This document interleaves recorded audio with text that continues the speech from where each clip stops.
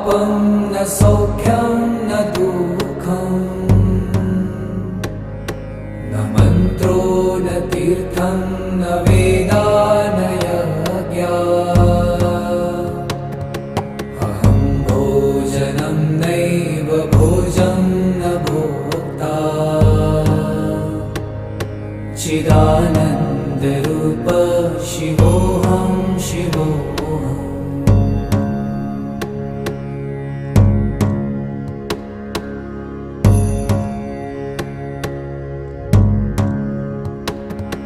न मृत्युर्न शङ्का न